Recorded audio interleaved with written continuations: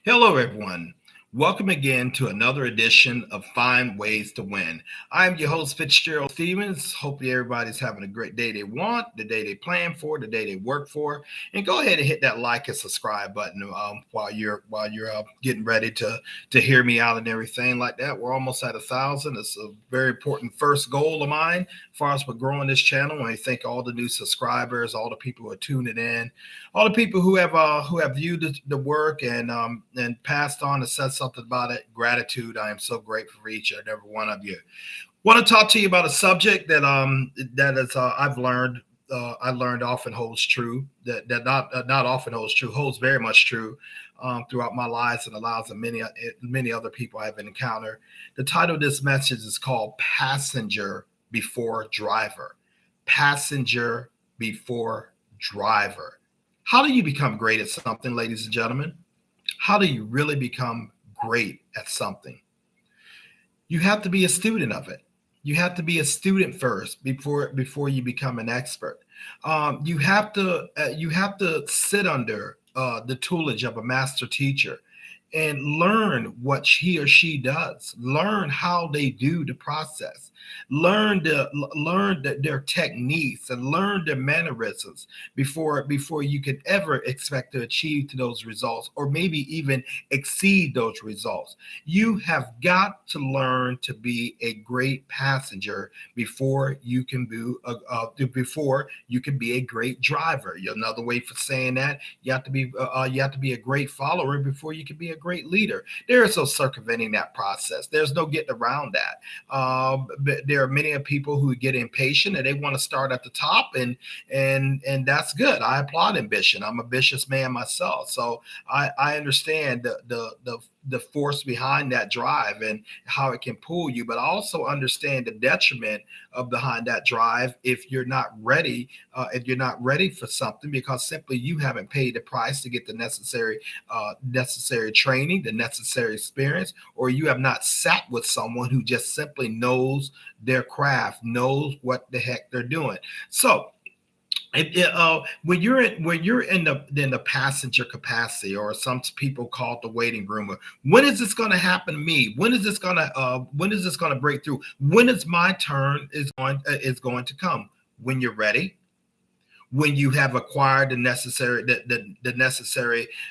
talent, the necessary experience, the necessary work ethic, the necessary reputation in order to be propelled in the driver's seats. People are just not going to give you the keys to the boardroom just because you think you deserve that. Often there are great positions are earned. They're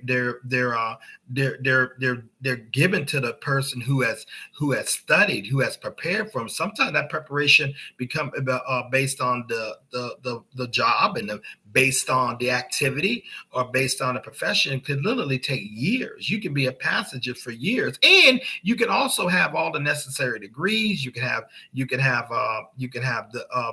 some experience. You could have tutored under some great talent and things, but you still have levels to go, and you're still going to continue to have levels to go in certain professions. When I used to be a part of sales, for one, I remember in particularly insurance sales, we had a thing called continual education, and I've been in many jobs that have had continued education. What do you mean by that? Constantly learning your craft. Your craft is changing. The knowledge base is changing.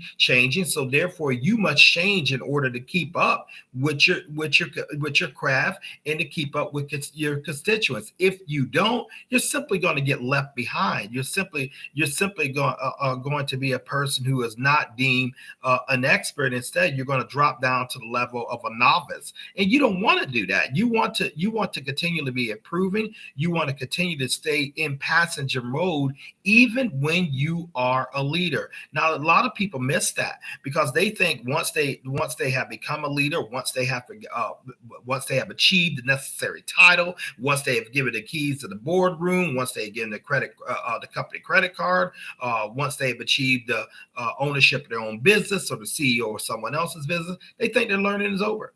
They think that they believe that they have reached that grandiose false facade called delegation. I'm going to delegate everything to people. I'm not going to go and keep my skills sharp. Why should I? I got this person. I have this person to do this particular task. Oh, I'm too beneath that.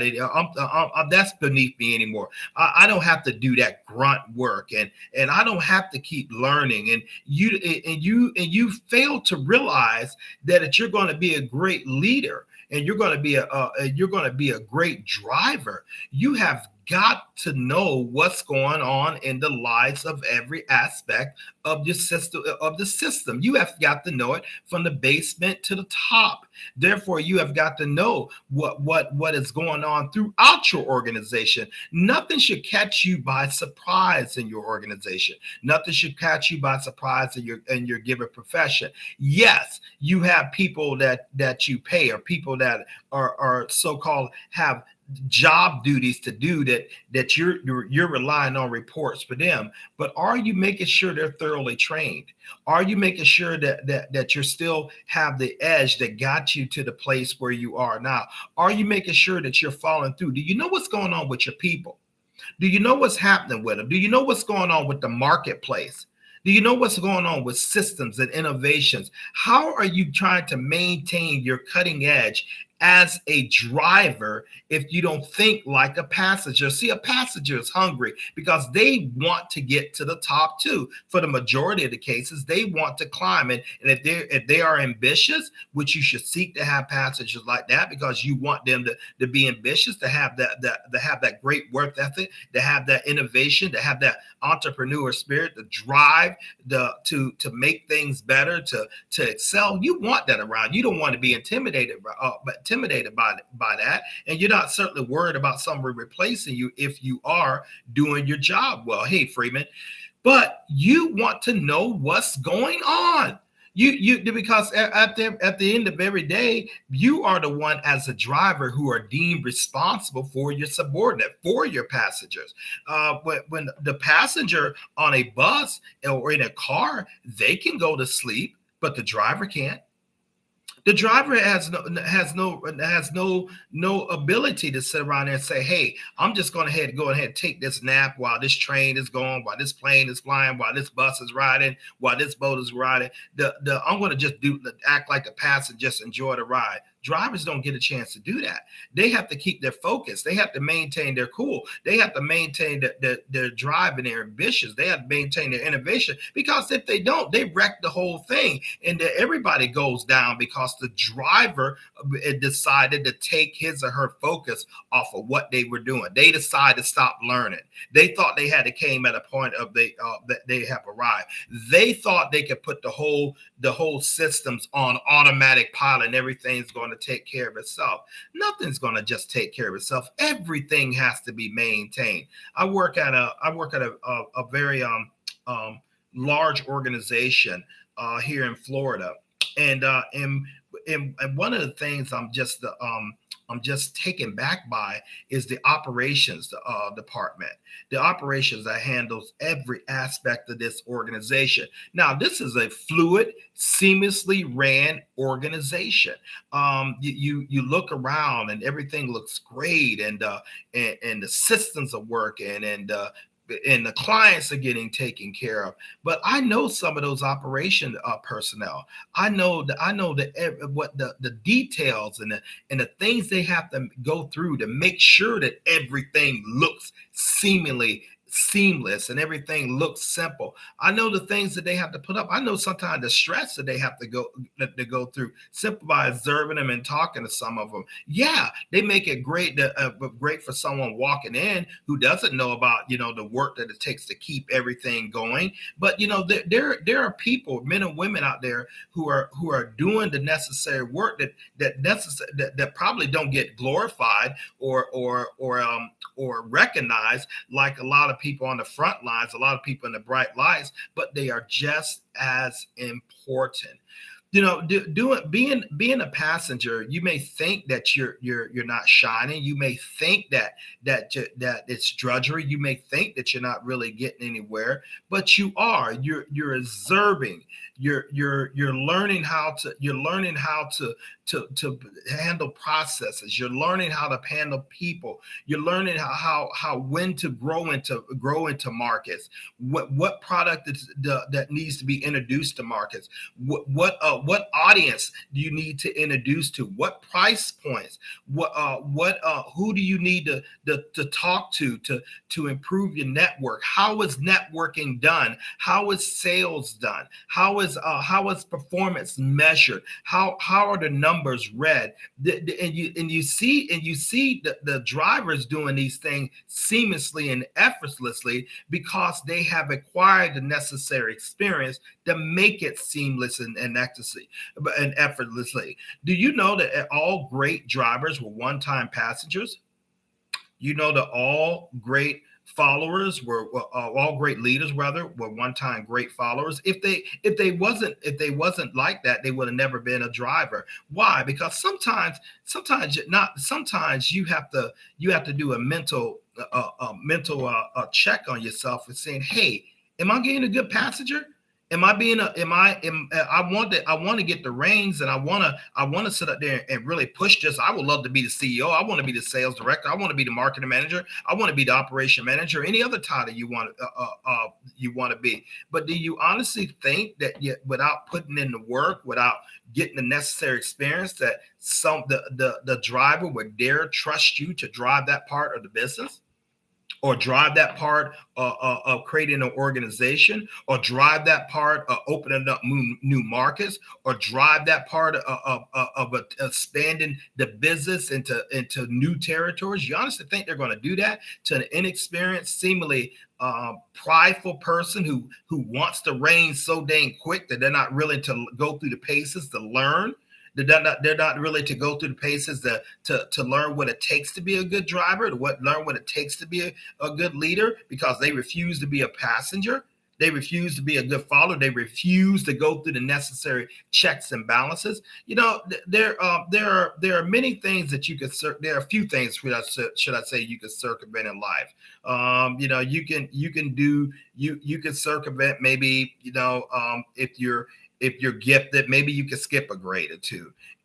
Provide and if you have a real physical gifts, extraordinary physical gifts, maybe you can go to pros before you, without going to college. But those instances are rare. If you're like a child prodigy, or you have an extraordinary high IQ, maybe you could just flow past a lot of the processes that normally other people would have to take without your gift. But still, you have to study under a good driver, because book learning is not a substitute for experience. And experience comes by doing. Experience comes by going through various scenarios, seeing how those scenarios operate, breaking down those scenarios like we've been here before, and knowing exactly what to do when this particular problem faces you, or this particular challenge faces you. That's called experience, and you can't get that out of a book.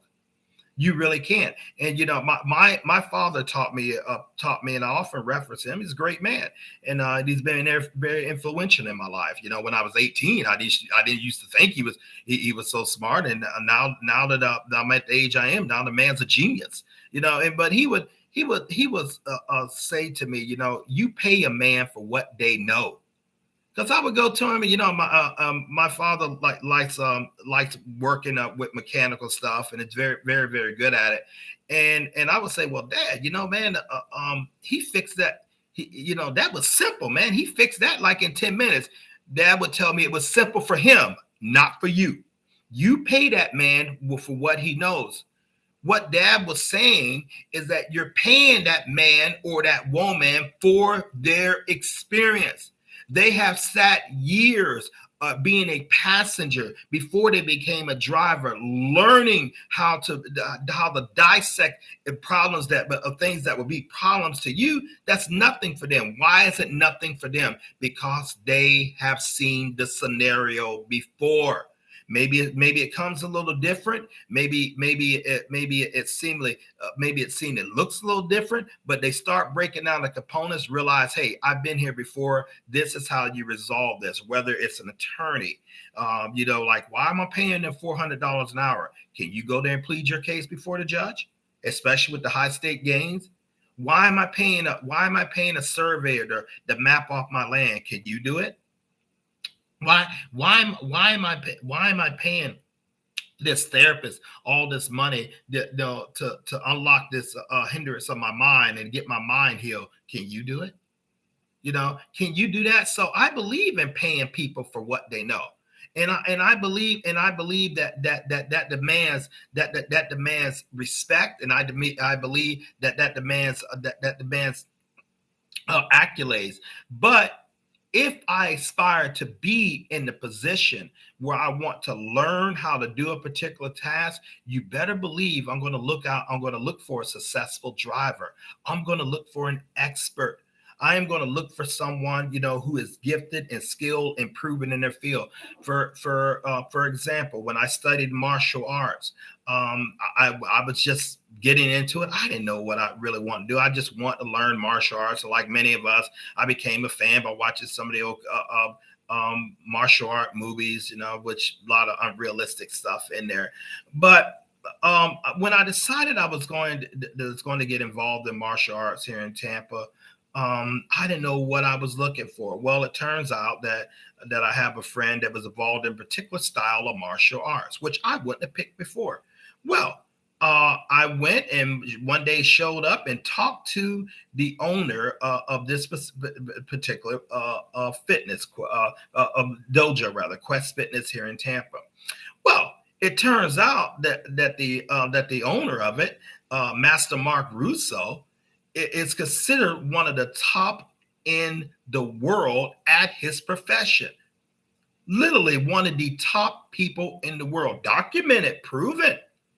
Okay. Now I still have my reservations about my learning curve. I thought I should be further along than what I was doing, and being a kind of somewhat like being up with somewhat a built guy, 225 pounds, about 5'7", the form of bodybuilder. I was relying on more than strength. So here I was relying on strength more so. Now here is this man, 165 pounds.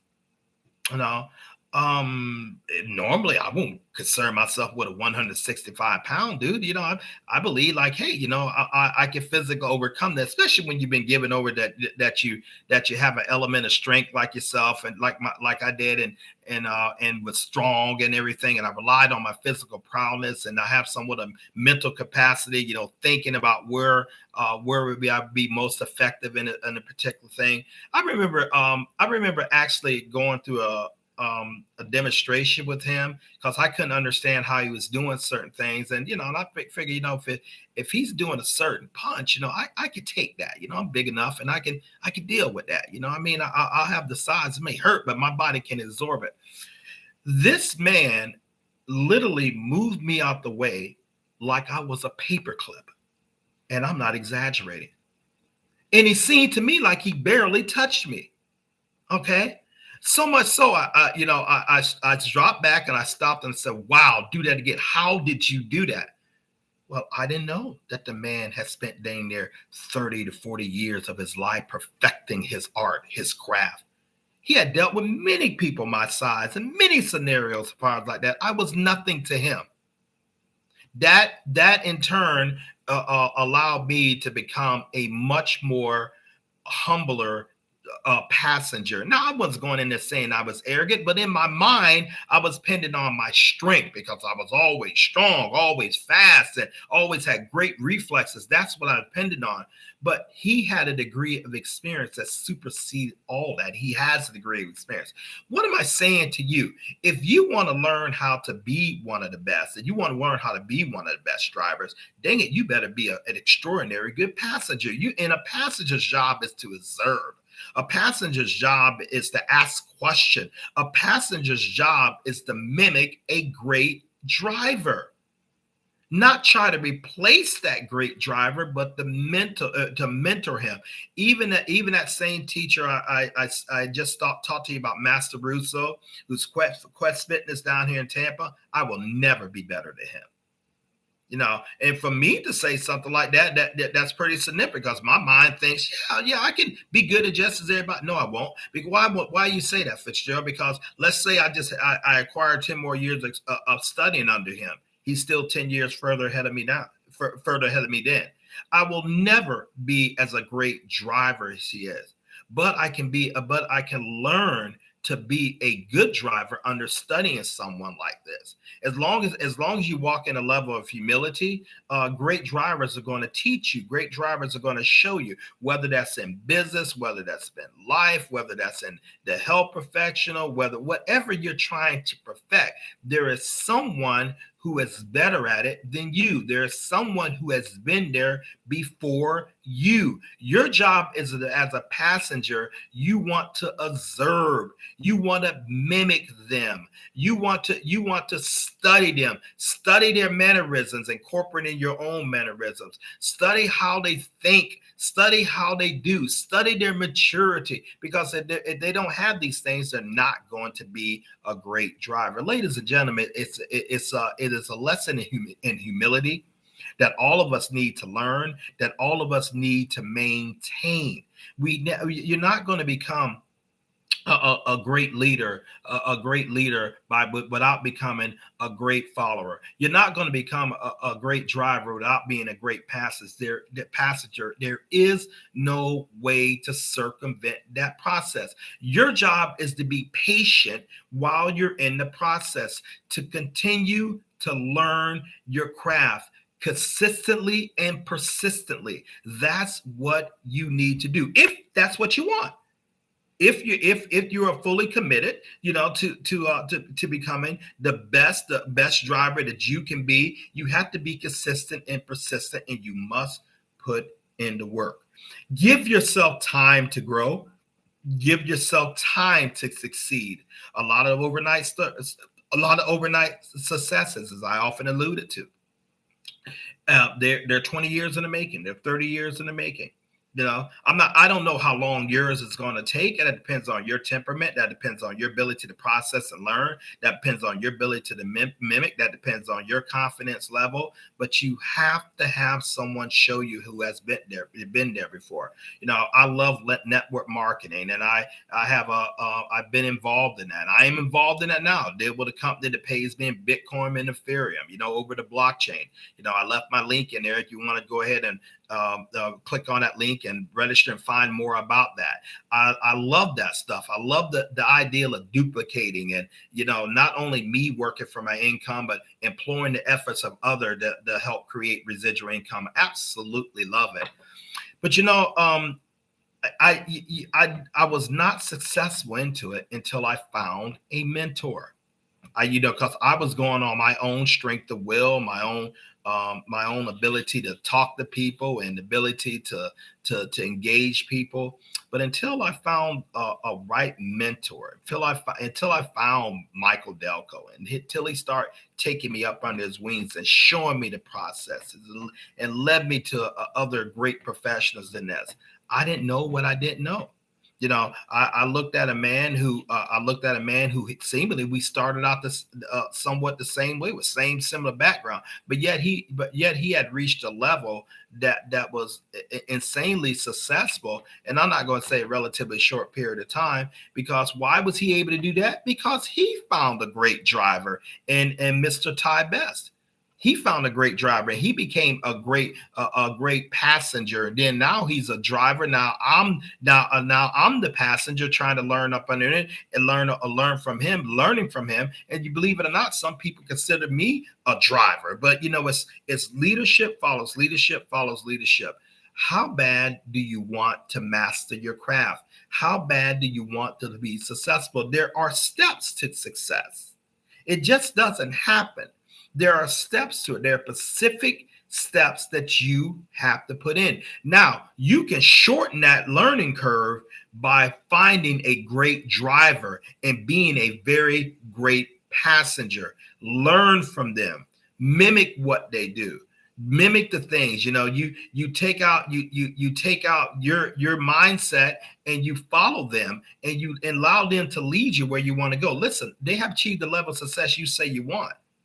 Who cares what you think? Who cares what you think? I mean, if they have achieved the results that you say you want. Learn to be a good passenger. Ladies and gentlemen, you can apply this to marriage. You can apply this to business. You can apply this to your physical life. You can apply this to your emotional life. You can apply this to your spiritual life. You can apply this to your mental life. This is applicable over all dimensions of life. Often we hear these things like the lone wolf and the maverick and this person, I'm going to do it alone. That sounds good in the movies. That's not real life.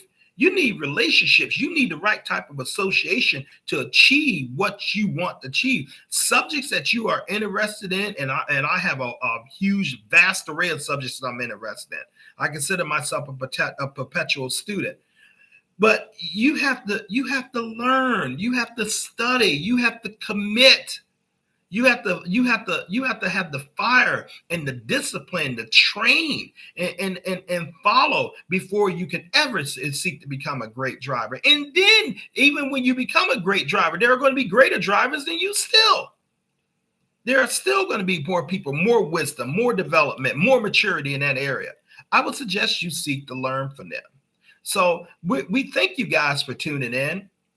I really, really appreciate you guys' time. Thank you. I don't make content just for the ideal of filling up space. I make it to try to help people, to try to make a difference, to leave a legacy. And this is going to be a huge part of my legacy once God calls me home. This channel, Find Ways to Win FitzgeraldStephens. I value people, and I want to see people succeed and excel. And I realize one of the biggest ways to help me exceed and excel is to help other people exceed and excel. I mean, I believe there can be a win-win almost in all situations. But I believe that the right people with the right mindsets, with the right timing, have to come together and get on one accord in order to make great things happen. Great things don't just happen, ladies and gentlemen. They're created. They're made to happen. So think along in those terms. Think along. As far as with being that passenger first before you get in that leadership, and that's gonna cause you to be a little bit more patient. Now maybe you're gonna understand, and if you're not getting the results you're going, but go to those the results you want. Rather, go to those great drivers and say, hey, what do I need to add on? Where's the weakness? Where do you see I can need to improve? Where can I get better where can I get better in order to achieve this result? And they'll tell you. Maybe you need to add some more education. Maybe you need to add some more experience. Maybe you need to fix your attitude. I don't know what it is. But sometimes we can have blind spots, and we need people to point those out to us. Maybe you need to be more consistent in your work. Maybe you need to be more disciplined. Maybe you need to work when you work and play when you play, but not mix the two. I don't know what it is for you, but I know that you are more than capable of making the change that you want to see. I mean, I know that belongs 100% to you. So God bless you guys all. To continue to have a great day. Please hit like, subscribe, and share. And once again, thank you for tuning in to Find Ways to Win with FitzgeraldStephens. Appreciate you guys. Bye-bye.